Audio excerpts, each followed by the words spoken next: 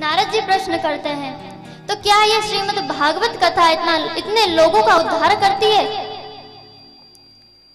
तो ऐसा भी कोई व्यक्ति होगा जिसने जीवन पर्यंत पाप कर्म किए हैं और उसके पश्चात भी भागवत कथा के श्रवण करने से उसे मुक्ति प्राप्त हो जाती है? तब सनक सनंदन सनातन कुमार नारद जी को बताते हैं कि नारद जी, एक प्रसंग सुनाते हैं हम आपको। उत्तम नाम का एक नगर था और उस उत्तम नाम के नगर में एक ब्राह्मण रहते थे। उन ब्राह्मण का नाम था क्या? आत्मदेव। जो अपनी आत्मा में प्रभु का दर्शन करे उसे कहते हैं आत्मदेव। बहुत संस्कारी, बड़े ही यशस्वी, बड़े ही तेजस्वी और मनस्वी ब्राह्मण थे आत्मदेव। लेकिन जैसे यशस्वी, तेजस्वी, मनस्वी ब्राह्मण देव आत्मदेव थे, ठीक उसके विपरीत उनकी पत्नी थी, जिनका नाम था क्या? धुंधली देवी। धुंधली देवी के नाम से स्पष्ट होता है धुंधली, जो सब कुछ धुंधला देखती हो। यदि कुछ अच्छा काम भी होने जा रहा है तो उसमें धुंधला ऐसा देखती है कि इस काम में मैं कुछ ना कुछ गलत निकाल दूं।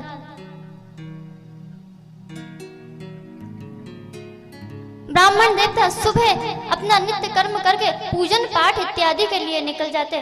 दिन भर धुंधली देवी घर में रहती। जब तक वो आसपास दो चार लोगों से लड़ाई नहीं कर लेती तब तक उसका मन नहीं मानता था। इतनी सर्वगुण संपन्न थी। क्या कहो महाराज उनकी। और जैसे ही सायंकाल होती, ब्राह्मण देव का वापस लौटने का समय होता, हाथों में पूजा की थाली लेकर, जल का लोटा लेकर ऐसी खड़ी होती मानो इनके बराबर पतिव्रता नारी दुनिया में कोई हो ही ना। इतनी संस्कारी। ब्राह्मण देव सोचते, मेरी पत्नी कितनी संस्कारी है, मैं धन्य हो गया ऐसी पत्नी को पाकर। अब बेचारे को क्या पता बाद में क्या होता है, कितनों से लगड़ती झगड़ती रहती है, किसी बात की कोई कमी नहीं, कहीं कोई कमी नहीं, लेकिन फिर भी एक दुख, एक मोह उत्पन्न मन में। क्या? कि मेरे यहाँ कोई संतान नहीं है। कहते हैं ना, मोह सकल व्याधि कर मोला। ये जो मोह है ना महाराज, ये मोह ही हमें इस संसार में लिपटा कर रखता है। संसार में रहो, संसार में रहना गलत नहीं है। ग्रस्त में रहो, ग्रस्त जीवन में रहो, उसमें रहना गलत नहीं है। लेकिन इस माया में लिपट कर उस परम पिता परमात्मा को जिसने हमें बनाया है, ये श्वासें दिए, उसको भूल जाना बहुत गलत है। आज मन में विचार आया, मेरे यहाँ कोई संतान नहीं है, बड़ा दुख हुआ। घर में तुलसी का बिरवा लगाते हैं, ध्यान दीजिएगा।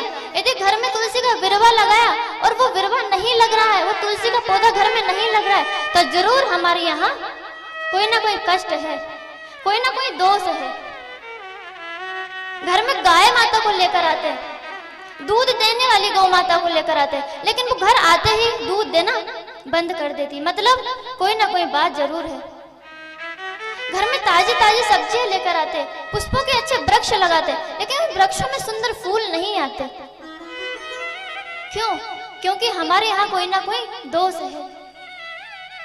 आज ब्राह्मण देवता के यहाँ भी एक दोष था, उनके यहाँ कोई संतान की किलकारियां नहीं गूंजती थी। बड़े दुखी आत्मदेव वन में तपस्या करने गए।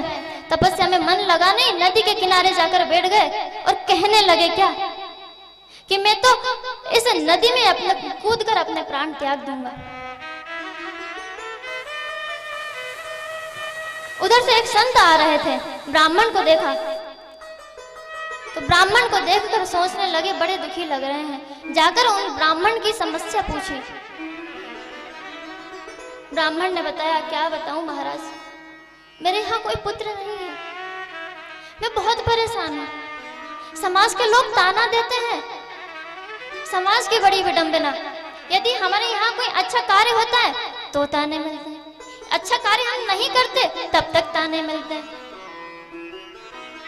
अभी उनके यहाँ पुत्र नहीं है तो लोग उन्हें ताने देते हैं। आज धुंधली देवी यदि किसी को रास्ते में मिल जाती है तो लोग पुनः वापस लौट जाते हैं कि अरे अरे राम अच्छा काम करने जा रहे थे, इसका चेहरा देख के काम बिगड़ जाएगा।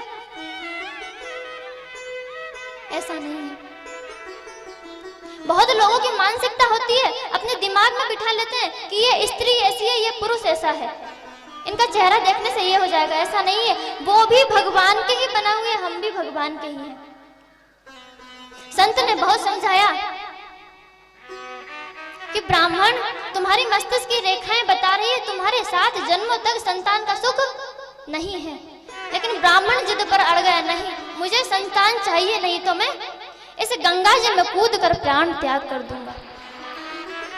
संत बड़ी विडंबना में कि यदि मैं संतान का सुख दूं तो परेशानी हो जाएगी, और अगर ये आशीर्वाद नहीं दूं तो ये ब्राह्मण देव कूद कर अपनी जान गंवा देंगे तो परेशानी।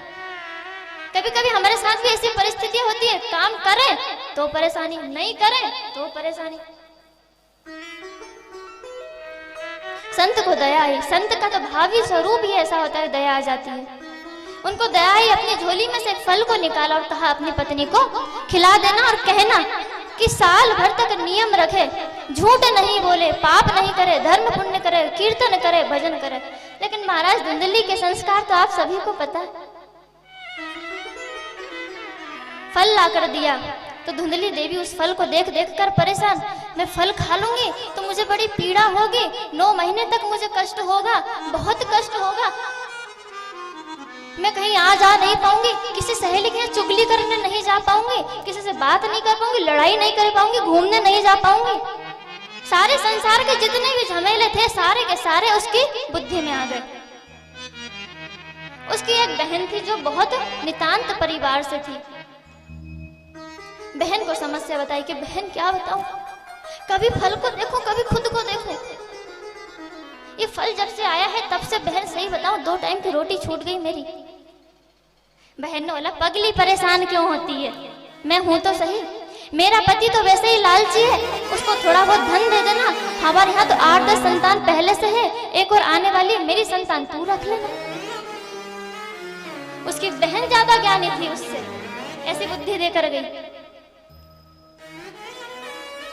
फिर इस फल का क्या करें, फल को देख देख कर परेशान, कहा इस फल को एक काम करो गौ माता को खिला दो, तुम्हारे घर में गौ माता भी दूध नहीं दे रही ना, गौ माता को खिला दो, इससे कि उस संत का प्रताप भी पता चल जाएगा।